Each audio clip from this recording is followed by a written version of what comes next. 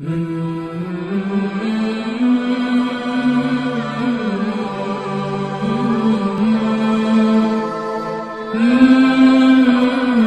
اسلام کے بنیادی ارکان میں شامل ہے۔ حج کی اہمیت اور فلسفہ سمجھا دیں۔ سب سے پہلی بات یہ ہے، اللہ تعالیٰ نے ابراہیم خلیل اللہ کو یہ حکم دیا کہ میرا گھر تعمیر کرو اور انہی بنیادوں پہ کرو جو اس سے پہلے بنیادیں فرشتوں نے اٹھائی تھیں، اور اس کو قیام کرنے والوں کے لیے، رکوع کرنے والوں کے لیے، سجدہ کرنے والوں کے لیے، اعتکاف کرنے والوں کے لیے، طواف کرنے والوں کے لیے صاف رکھو، اور ہرگز مشرکوں میں سے نہ ہونا۔ کیونکہ اتنی بڑی جو خدمت لی جائے اور اللہ اتنی بڑی خدمت لے تو نیکی کا گمان آدمی کو بعض اوقات اتنا بڑھ جاتا ہے، جیسے شیطان نیکیوں کے گمان میں اتنا بڑھ گیا کہ اللہ کا گستاخ ہو گیا۔ تو یہاں ساتھ ہی شرک سے روکا گیا کہ اس پہ فخر نہ کریں، اور ساتھ ہی یہ حکم کیا گیا کہ اس کے حج کی لوگوں کو دعوت دو۔ حج کہتے ہیں زیارت کرنے کو۔ ابراہیم خلیل اللہ نے سوچا نہ یہاں آبادی ہے، نہ کوئی بستی ہے، نہ انسان ہے، نہ کوئی گھر ہے، نہ کچھ ہے، کس کو؟ اللہ نے کہا کہ یہ میرا کام ہے کہ لوگ کیسے آئیں گے، دبلے پتلے کمزور اونٹوں پر، طاقتور اونٹوں پر، دور دراز سے لوگ آئیں گے۔ تو ایک تو حج کی جو دعوت ہے یہ من جانب اللہ ہے۔ اس کے لیے جو بھی وہاں حکمران ہوں، جو بھی صاحب حیثیت ہوں، جو بھی صاحب اقتدار ہوں، ان کی یہ ڈیوٹی ہے اللہ کی طرف سے کہ تم لوگوں کو فیسیلیٹیٹ کرو، ان کے لیے اس عبادت کو آسان کرو۔ اللہ حجت تمام کرنے کے لیے لوگوں کو اپنے گھر بلاتا ہے۔ جو صاف دل لے کے جاتے ہیں ان کو روحانی برکتیں اور فیوز نصیب فرماتا ہے، اور جن کے دل میں صفائی نہیں ہوتی، جو صحیح معنوں میں توبہ نہیں کرتے، وہ مزید سختی لے کے پلٹ آتے ہیں۔ وہ گھر ایسا ہے کہ اس نے آپ کو جو آپ لے کے جائیں گے اس کی برکت ڈال کے بڑھا کے بھیج دینا ہے، اور آپ کو مرکزیت عطا فرمائی گئی ہے امہ کو کہ یہ آپ کا مرکز ہے، آپ نے نماز بھی ادھر منہ کر کے پڑھنی ہے، طواف بھی اسی کا کرنا ہے، حاجت روا بھی اللہ کو سمجھنا ہے، مشکل کشا بھی اللہ کو سمجھنا ہے، پروردگار بھی اسی کو سمجھنا ہے، رب بھی اسی کو سمجھنا ہے۔ یہ آپ کی اس کے ہاں حاضری ہے۔ ایک حاضری میں نے پہلے ایک مضمون میں سمجھائی تھی کہ آپ وہاں جا کے جو لباس آپ کو دیا جاتا ہے، یہ اقرار کر رہے ہیں کہ ہم نے کسی کا خون نہیں بہایا، ہمارے جسم لباس پہ خون کے چھینٹے نہیں ہیں، کسی کی عزت نہیں اچھالی، ہمارا تو اپنا سر ننگا ہے، کسی کا مال نہیں لوٹا کہ ہماری جیب خالی ہے۔ اس کے علاوہ بھی بہت سے دیگر مقاصد ہیں۔ مثال کے طور پہ 3 پرسنالٹیز ہیں جن کا تعمیر کعبہ اور یہ حج کے فنکشن سے بنیادی، جن کی سنتوں پر آپ عمل کرتے ہیں، جن کے طریقوں کو آپ وہاں جا کے اپلائی کرتے ہیں اپنے اوپر۔ پہلا ابراہیم خلیل اللہ ہیں۔ نمبر 1 ان کی اللہ سے فرما برداری ہے۔ جس طرح اللہ نے ان کو کعبے کی تعمیر کا حکم دیا، عین و عین انہوں نے اسی طرح کعبے کی تعمیر کی، اور اللہ نے جس جگہ کھڑے ہو کے انہوں نے تعمیر کی اس جگہ کو مقام ابراہیم کا نام دیا، اور جس پتھر پر کھڑے ہو کے جو اس کی کعبے کی تعمیر کرتے تھے وہ پتھر کو مقام نماز بنا دیا، مصلی کی جگہ بنا دیا اس حصے کو، اور معتبر کر دیا، اور رہتی دنیا تک کے لیے ایک نشانی بنا دیا کہ اللہ کو اتنا پسند آیا ابراہیم خلیل اللہ کا اپنے گھر کو تعمیر کرنا۔ ایک فرما برداری۔ دوسرا پھر یہ کہا کہ اپنے بیوی اور بچے کو تو اس کے پاس چھوڑا، نہ وہاں پانی، نہ سایہ، نہ پھل، نہ پھول، نہ پرندہ، نہ جانور، کوئی چیز نہیں۔ یہ ایک توکل دکھایا گیا انسانوں کو کہ جب تو اللہ پہ بھروسہ کر لیتا ہے پھر تجھے کسی قسم کا خوف، مائنے اور رکاوٹ نہیں ہونا چاہیے۔ یہ ٹریننگ کا حصہ ہے۔ یہ بنیادی طور پہ حج ہمیں اللہ سے جوڑنے کی ٹریننگ ہے، اللہ سے وابستہ ہونے کی ٹریننگ ہے، اللہ سے تعلق کو استوار کرنے کی ٹریننگ ہے۔ ابراہیم خلیل اللہ نے اپنی جوان بیوی اور چھوٹے معصوم بچے کو وہاں چھوڑا اور خود بیت المقدس واپس چلے گئے۔ کتنا بڑا توکل دکھایا جا رہا ہے۔ جب آپ وہاں جاتے ہیں تو آپ سٹڈی کرتے ہیں ان تینوں پرسنالٹیز کو۔ اگر آپ نے ان کو سٹڈی نہیں کیا، آپ نے حج میں سے کچھ نہیں سیکھا۔ پہلی چیز اللہ کی فرما برداری، اس کے کہنے پہ عمل کرنا۔ دوسری چیز اللہ پہ مکمل بھروسہ اور توکل کرنا، یہ دوسری چیز ہے۔ کوئی ان کو خوف نہیں آیا کہ ان کو کوئی جانور پھاڑ کھائے گا، ان کا کیا بنے گا، یہ کہاں سے کھائیں گے، ان کے ارینجمنٹ کیسے ہوں گے، ان کا تو گھر بھی نہیں ہے، سایہ بھی نہیں ہے۔ یہ سمجھنا ہے، یہ ہمارے لیے ہے جو اسباب کے پیچھے پاگل ہوئے پھر رہے ہیں، کہ تم اللہ پہ بھروسہ کر کے دیکھو، اور اللہ اس قابل ہے کہ اس پہ بھروسہ کیا جائے۔ ایک یہ وہاں بنیادی ایک ٹریننگ کا حصہ۔ پھر آپ دیکھیں اس بیوی کا توکل دیکھیں اور شوہر کی فرما برداری دیکھیں۔ انہوں نے کوئی اعتراض نہیں کیا، انہوں نے کہا ہم یہاں رکیں گے۔ نہ یہ خوف ہوا کہ میرے ساتھ چھوٹا سا بچہ ہے، نہ کھانے پینے کا خوف ان کے راستے میں رکاوٹ بنا۔ یہ بیوی کی شوہر سے فرما برداری کی عظیم ترین علامت ہے۔ اب جو عورتیں جا رہی ہیں اور شوہر کی فرما برداری نہیں کر رہی، مجھے نہیں پتا وہ کون سا حج کرتی ہیں۔ حج تو انہیں یہ سکھا رہا ہے کہ شوہر کی فرما بردار ہو جاؤ۔ پھر بیٹا ہے، وہ اپنے آپ کو ذبح ہونے کے لیے تیار کر دیا، اس نے وہ لیٹ گیا ہے۔ ماں باپ کی فرما برداری کس لیول کی ہونی چاہیے یہ بھی سکھایا جا رہا ہے، کیونکہ قربانی بھی حج کا ایک رکن ہے، ایک رکن ہے قربانی بھی حج کا۔ اسماعیل علیہ السلام کے حوالے سے یہ بتایا جا رہا ہے کہ ماں باپ کی فرما برداری کس لیول کی ہونی چاہیے، تاکہ اگر ماں باپ کی فرما برداری آدمی نہیں سیکھ رہا اور حج کر کے آیا ہے تو میرا تو خیال ہے اس نے پیسہ اور وقت برباد کیا۔ اللہ کی فرما برداری، توکل، شوہر کی فرما برداری، والدین کی فرما برداری۔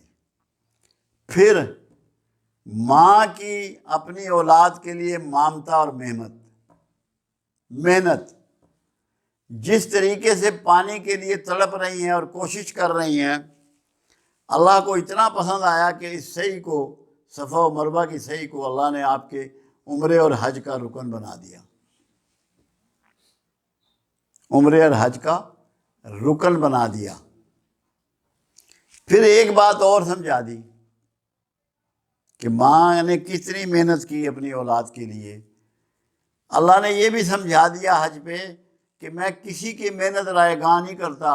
وہاں ان کو تلاش سے پانی نہیں ملا، مگر ان کے بیٹے کی ایڑیوں سے پانی اللہ نے دے دیا، یہ سمجھانے کے لیے کہ تم میرے راستے میں اگر نکلو گے تو تمہاری محنت رائے گاں نہیں جائے گی، ہر حال میں تم اس کا فیض اٹھاؤ گے۔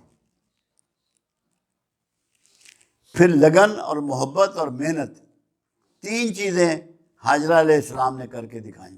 توکل کر کے دکھایا، فرما برداری کر کے دکھائی، محنت کر کے دکھائی، اولاد کی محبت کر کے دکھائی، اور پھر تربیت کی اپنی اولاد کی۔ علامہ نے کہا تھا یہ فیضان نظر تھا کہ مکتب کی کرامت تھی، سکھائے کس نے اسماعیل کو آداب فرزندی؟ آداب فرزندی حاجرہ نے سکھائے، حاجرہ علیہ السلام نے سکھائے۔ اولاد کی تربیت کے گر سیکھنے ہیں آپ کو حج پہ۔ حج ایسے نہیں ہے، اللہ کو نہیں پتہ، معلوم ہے اللہ کو اخراجات، مسائل، بلکہ حج اور عمرے کی دعا یہ ہے کہ یا اللہ اس عبادت کو میرے لیے آسان فرما دے۔ اس کا مطلب ہے یہ ہمیشہ مشکل رہے گا۔ کبھی کنکروں کی وجہ سے، گرمی کی وجہ سے مشکل تھا، آج آبادی کی وجہ سے مشکل ہے، قوانین کی وجہ سے مشکل ہے۔ اخراجات کی وجہ سے مشکل ہے۔ یہ مختلف اس کے پہلو ہیں، اس کے فائدے ہیں۔ جو روحانی فیض ہے، روحانی فضیلتیں ہیں اس میں، روحانی ادراک ہے، وہ اس کے علاوہ ہے۔ یہ وہ فیض ہیں جو آپ کو یہاں آ کے پریکٹس کرنے ہیں۔ اگر حج پہ آپ ہو آئیں اور پریکٹس نہیں کر رہے۔ دوسری ایک چیز اور ہے، آپ کو یہ بتایا جا رہا ہے کہ تو نے 2 چادروں میں پھر کھڑے ہونا ہے۔ جو 2 چادریں تو نے یہاں باندھ رکھی ہیں، ان میں تو نے آج تو میدان عرفات میں کھڑا ہے، تو نے حشر میں اسی جگہ تمہارا حشر بپا ہوگا، تو نے پھر کھڑا ہونا ہے، اور جبل نور پر اللہ کی کچہری لگی ہوگی، تجھے اس میں جواب دہیاں کرنی ہیں۔ یہ اس کو آگاہی دی جا رہی ہے، پریکٹس کرائی جا رہی ہے کہ اس کی ذہنی طور پہ تیاری کر لو کہ یوم الدین میں تم نے انہی 2 چادروں میں کھڑا ہونا ہے اور اسی طرح جواب دہی کرنی ہے۔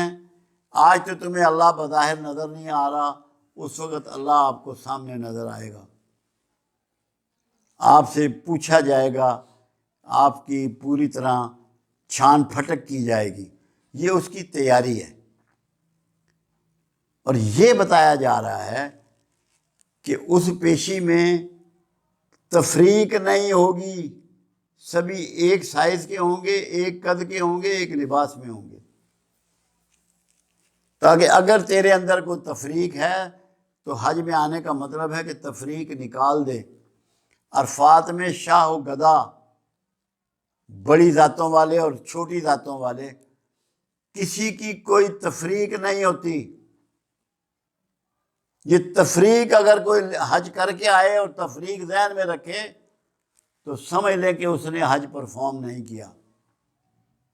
تعصب بھی ختم کرنا ہے، تفریق بھی ختم کرنی ہے، تمام نفاق کو ختم کرنا ہے۔ حج کا مطلب یہ بھی ہے، جیسے وہ کہتے ہیں نا ایک ہی صف میں کھڑے ہو گئے محمود و ایاز، یہاں سب ایک جیسے ہیں۔ مزدلفہ میں سبھی زمین پہ لیٹے ہوتے ہیں، کسی کے لیے خیمہ نہیں لگتا کہ اس کا بیڈ لگے گا۔ وہ عبادت ہی ایسی ہے کہ سب لیٹ جاؤ زمین پہ، بتایا جا رہا ہے کہ تم سب اسی زمین سے اٹھو گے۔ یہ سمجھانے کے لیے ساری حج کی پرفارمنس ہے کہ آپ نے ایک جیسے حالات میں سب نے ہونا ہے۔ جو لوگ تفریق کر رہے ہیں انسانوں میں، ان کو یہ بات سمجھانے کے لیے اللہ نے یہ حج کے طریقے رکھے ہیں۔ معافی مانگنی ہے، توبہ کرنی ہے، گریہ وزاری کرنی ہے، اللہ سے اچھی طرح معافی لے کے آنا ہے۔ یہ اجتماعی معافی ہے۔ جب میں حج پہ گیا تھا تو میں نے یہ کیا تھا کہ جتنے لوگوں کے ساتھ میں پڑھا ہوں، جتنے لوگوں کے ساتھ میں نے سروس کی، جتنے لوگوں کے ساتھ سفر کیا، جس محلے میں رہا، جو رشتہ دار ہیں، ایک ایک سے ہاتھ باندھ کے معافی لی کہ میں نے تم سے اگر کوئی غلطی کر دی ہو، کوئی زیادتی کر دی ہو، کوئی تمہارا نقصان کر دیا ہو، تمہیں تکلیف پہنچائی ہو، تو مجھ سے یا بدلہ لے لو یا مجھے معاف کر دو۔ کیوں؟ میرا یقین یہ ہے کہ مخلوق سے میں نے معافی اکٹھی کر لی، خالق کو جا کے پیش کرنی ہے کہ تیری مخلوق سے میں لے آیا ہوں، اب تو مجھے معاف کر دے۔ ہمیں معافی لینی ہے۔ کیوں؟ کوئی انسان ایسا نہیں ہے جس سے غلطیاں اور کوتاہیاں نہیں ہوتی، سب سے ہوتی ہیں، کسی سے کم اور کسی سے زیادہ۔ تو سب سے بڑا ہمیں جو چیز چاہیے وہ اللہ سے معافی کے خواستگار ہے۔ حج کا جانے کا مطلب یہ ہے کہ اپنے دل و دماغ کو تم پاکیزہ کر کے لوٹو گے، معافی لے کے لوٹو گے، تم میں محبت بڑھ جائے گی، عاجزی بڑھ جائے گی، سعید ہو جاؤ گے، دوسروں کا احترام شروع کر دو گے، عاجزی والے ہو جاؤ گے۔ یہ سب کچھ کرنے کے لیے اللہ آپ کو وہاں بلا رہا ہے، کیونکہ اس گھر میں جائے گا آدمی تو اس کو پتہ ہے کہ میں اللہ کے گھر میں گھوم پھر رہا ہوں، اللہ کے گھر میں حاضر ہوں، مجھے کتنا مطاعت ہونا چاہیے، کتنا مہذب ہونا چاہیے، کس طرح مجھے ڈیل کرنا چاہیے۔ یہ چیزیں اگر کوئی حج سے سیکھ کے نہیں آ رہا تو اس کو روحانی فیض بھی نہیں ملتا۔ پھر اس کو ایک بات کا اور پتہ لگنا چاہیے کہ میرے آقا نے بھی اسی طرح حج فرمایا، میرے آقا نے وہاں تبلیغ فرمائی، دین کا اعلان فرمایا، دقتیں اٹھائیں، پریشانیاں اٹھائیں۔ میں جاؤں اس سرزمین پہ، مکہ بھی دیکھوں، اس کے اتوار بھی دیکھوں، اس کے پڑوس میں بھی دیکھوں، اس کے راستے میں بھی دیکھوں، مدینہ بھی دیکھوں، جہاں جہاں جنگیں ہوئی ہیں، غزوات ہوئے ہیں، وہ بھی دیکھوں، تاکہ مجھے پتہ لگے کہ اس عظیم انسان نے کتنا عظیم کام کیا، اور ہمارے لیے کیا، ہماری بخشش کے لیے کیا، ہمارے انعامات کے لیے کیا، تاکہ زیادہ شدت سے ہم احسان مند ہوں کملی والے کے، زیادہ شدت سے شیدائی ہوں کملی والے کے، زیادہ شدت سے ہمارے اندر اس کی محبت موجزن ہو جائے، زیادہ شدت سے ہم اس کی پیروی کر پائیں، زیادہ شدت سے ہم اس کو سب سے زیادہ کائنات میں اللہ کے بعد اول ترین سمجھ لیں، محبوب ترین سمجھ لیں، تاکہ جب آپ دیکھیں گے پھر آپ کو اندازہ ہوگا۔ اللہ اسی لیے وزٹ کرانا چاہتا ہے کہ ان چاروں پرسنالٹی کے حالات کو اسٹڈی کرو، انہوں نے جو کیا اس کو اسٹڈی کرو، ابراہیم علیہ السلام، اسماعیل علیہ السلام، حاجرہ علیہ السلام، رسول اللہ صلی اللہ علیہ وسلم۔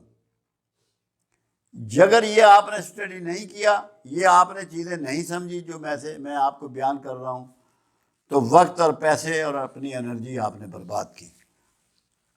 اللہ آپ کو اس بنیادی بات سے پھر دنیا کو یہ دکھانا بھی مقصود تھا، پوری کائنات کو، کہ مومن جو ہے، مومن کہتے ہی امن دینے والے کو ہیں، مومن کہتے ہی مان لینے والے کو ہیں، یہ امن کے پیغمبر ہیں، یہ دنیا میں امن پھیلانے کے لیے انہوں نے اسلام کو اختیار کیا ہے، اسلام میں داخل ہوئے ہیں، کسی کو ان سے خوفزدہ ہونے کی ضرورت نہیں ہے، یہ دنیا کو امن دینے کے لیے سامنے آئے ہیں۔ اسی لیے ان کے لباس میں نہ خنجر رکھنے کی جگہ ہے، نہ جیب میں مال رکھنے کی جگہ ہے، تو ان کو کوئی بھی یہ نہ سمجھے کہ یہ متشدد ہیں یا دہشت گرد ہیں یا کرمنل ہیں۔ کوئی مومن نہ دہشت گرد ہوتا ہے نہ کرمنل ہوتا ہے، صرف اللہ کا ایک عاجز بندہ ہوتا ہے، اور اسی عجز کے لیے اللہ نے پاؤں بھی ننگے کرا دیے اور سر بھی ننگا کرایا، کہ پتہ لگے کہ یہ کتنا عاجز بندہ ہے۔ اگر یہ دو باتیں سمجھ میں آئے کہ پیر کیوں ننگے کروائے اور سر کیوں ننگا کروایا، تو میرا خیال ہے لوگوں کے اندر سے کبر اور فخر اور غصہ اور ضد اور اناد نکل جائے۔